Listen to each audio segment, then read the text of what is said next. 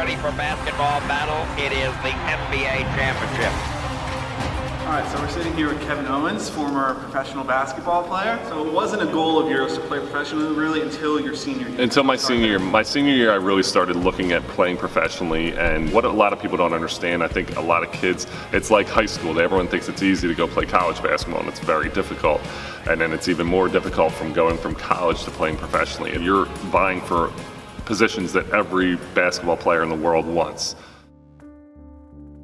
You're always trying to make the NBA. You know, NBA is like a dream. It's not really about the money, it's about the accolade of playing the NBA. But then you're like, okay, D-League doesn't pay much. How are you gonna do this and continue to be successful? I want to make some money off this. And that's when I kind of made the jump overseas, and that's when I went to Australia and really started making money. I've never been to Australia. I'm just like, this sounds amazing, but you're still like, wow, this is scary. You're packing up everything, you're going.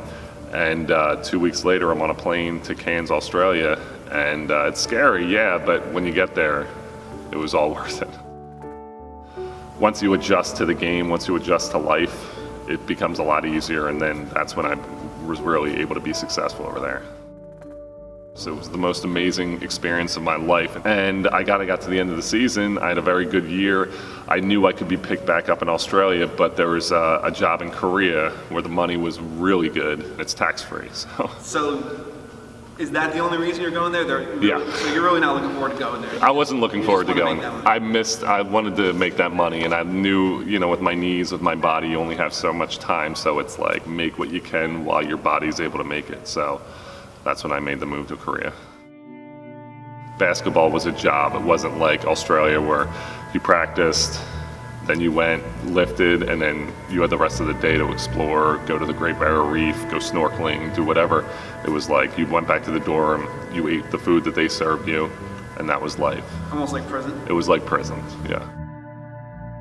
You were treated like an object there. You weren't treated like a person. So they said, we're paying you this much money, you better go out there and win. Our owner and our coaches would sit there on the sidelines when we were practicing and smoke, and you're like inhaling, and you're like, what's happening right now?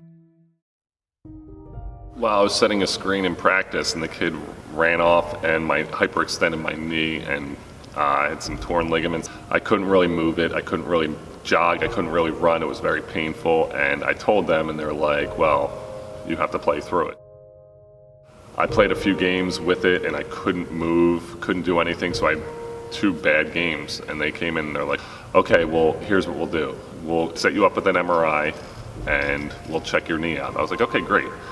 So the coach called me out of the blue, and through my translator, told me that if I don't show up at practice, then I'm in violation of my contract, and they're going to release me. I'm like, well, we just talked about this. Like, I can't play. And he's like, if you don't show up to practice, I'm going to make you run nonstop all day. Like, you're going to run for 24 hours straight. And I was like, that's not going to help. My knee's messed up. So it became like a whole battle like that, where it was agreed, why don't you go home, get an MRI? This is all through translation, through translators. Go home, get an MRI. When you get the MRI, we'll see it.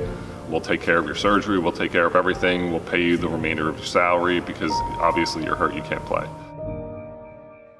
Got home, got the MRI, sent everything in. They're like, who are you? Like, we've never heard of you before. So there's still 150 grand that I'm owed from this country that I will never see because they just decided not to pay me. I was going to rehab twice a week, or maybe more than that, like 3 times a week for like 4 months until it was actually good enough to play on it again. As soon as I got done, I got a contract for New Zealand. And the worst thing was when I got hurt, I had a contract to go back to Australia. They're like, we want you back in Australia, come back. And I'm like, I physically can't do it, my knee's messed up. And I lost that contract too. You go from everyone begging you to play for them to suddenly begging someone to take you. And it's a kind of a humbling experience as a player. And I understood, I was 30 years old, I was at the end of my career. And the age doesn't last forever, or young legs don't last forever, so you kind of just went through, and I was like, okay, I'm 30, I'm kind of getting the end. I was like, okay, I'm not going to do this anymore.